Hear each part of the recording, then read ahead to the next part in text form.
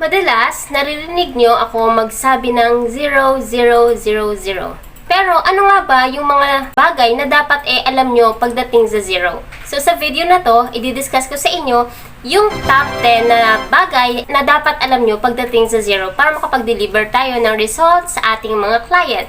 So kung gusto mo ang topic na to, please keep on watching until the end. Do not skip para wala kang mamiss na tips and tricks na i-share ko throughout the video. So without further ado, let's get started!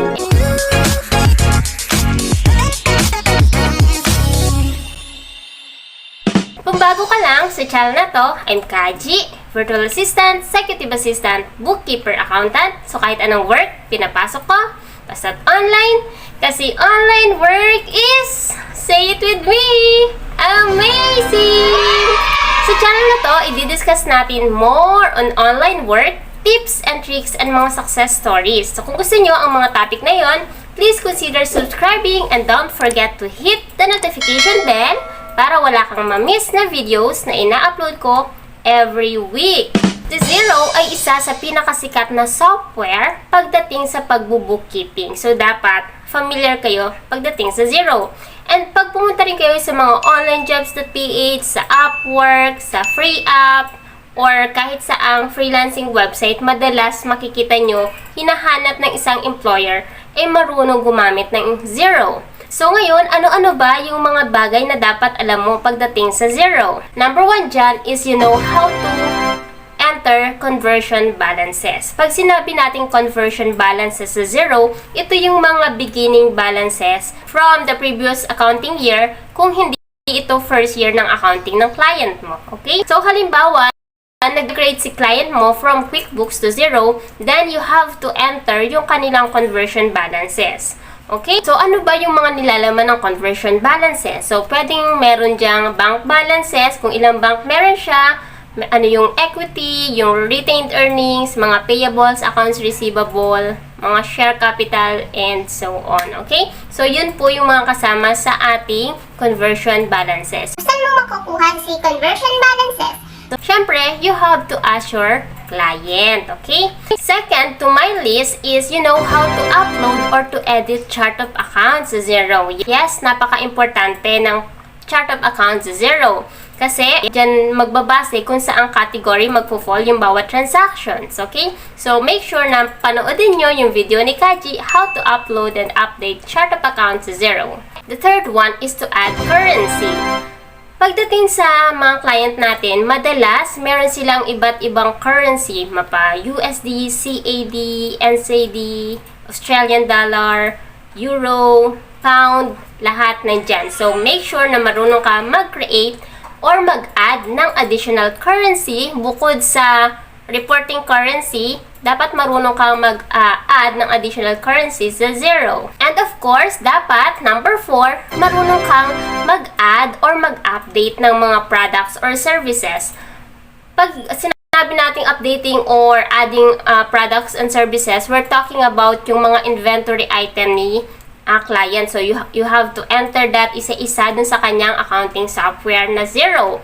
And kung services naman, dapat marunong kang mag-create ng services na ina-offer ng client mo sa Xero. Okay? The next one is you know how to invoice customer. So, kapag invoicing customer, dyan nagfo-fall yung pag-create ng invoice, ng credit note, you know how to apply payments sa certain invoice, you know how to apply yung credit note sa isang invoice, and syempre, dapat you know how to send yung invoices na yon sa customer ng mga client natin. And yung number 6, kung meron tayong sales, syempre, meron din tayong mga expenses and mga bills. So, dapat marunong kang mag-create ng bills and expenses pagdating sa Xero. Okay? Kung i-compare mo yung pag-create ng invoice at saka pag-create ng bills, mas complicated ang pag-create ng bills. Bakit? Kasi maraming category nagfo-fall ang isang transaction, okay? So, pwede yung food and beverages, local traveling, international traveling, utilities, repair and maintenance, and so on, okay?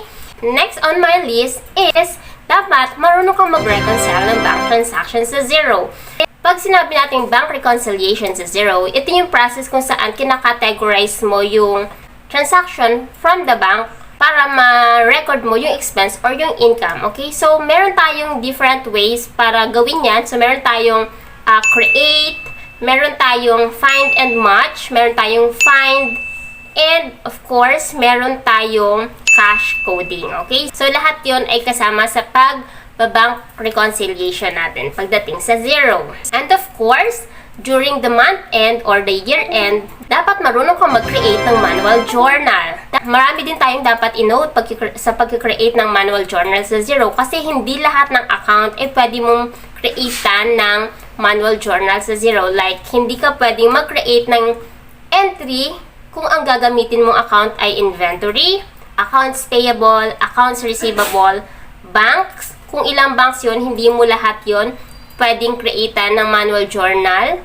sa Xero. Okay? So, lahat yan dapat pumapasok sa bank transaction. Kung ikaw ay mag-adjust ng isang bank transaction. Next is dapat marunong ka din mag-create ng tracking categories sa Xero. Pag sinabi nating tracking categories sa Xero, ito yung mga halimbawa, si client mo ay merong iba't ibang klase ng project sa iba't ibang location. So, tinatrack nila yung bawat income and expenses nila related to that project. Halimbawa, may project ako sa Cavite. So, gagawa ako ng tracking categories ko para sa Cavite. And then, lahat ng expenses na related dun sa project na yun, dun ko i-record. Kung meron din akong project sa Cebu, then gagawa din ako ng tracking categories para sa Cebu. Lahat ng income and expenses na mai-incur ng business ng client ko, ay doon ko i-record. So, doon makikita aling project yung kumikita at alin yung project na hindi. Okay? So, common ito sa mga company na merong mga branches. Okay?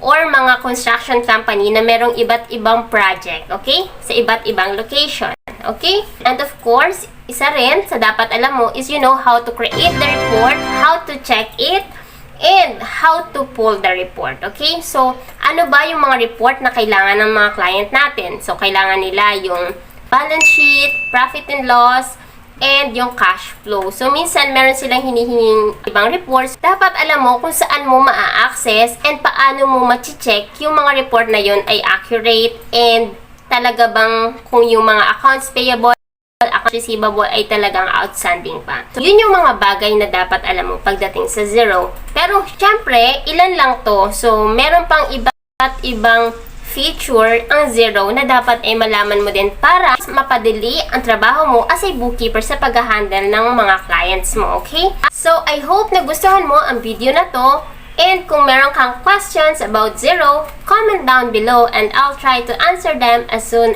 as I can. I'll see you on my next video. Bye!